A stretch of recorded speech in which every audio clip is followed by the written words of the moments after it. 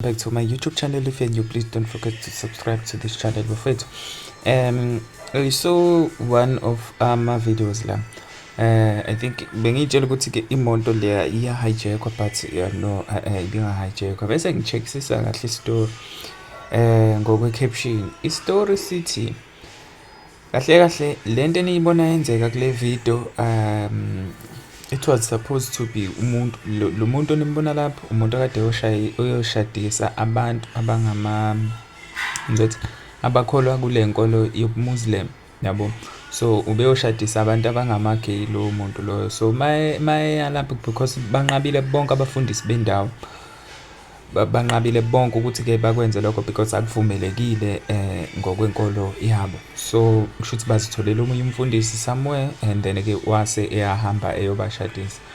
Uma esehamba then ke kuphula up imoto eyodwa ekade ke kusho ukuthi ke ibingekho, but then bayibone sebeyibona kuphuma umuntu oyedwa njengoba nibona evidweni, kuphuma umuntu oyedwa angqongqozela umjida lo ngesibhamu kokuphela kanjalo, then basuka bahamba labo bantu.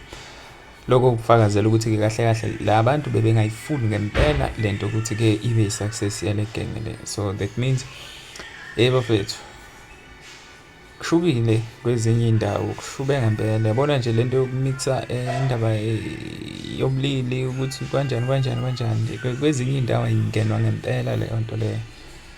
So you can comment on the section down below ukuthi wena uzizwa kanjani ngale senzo salabantu. Danko.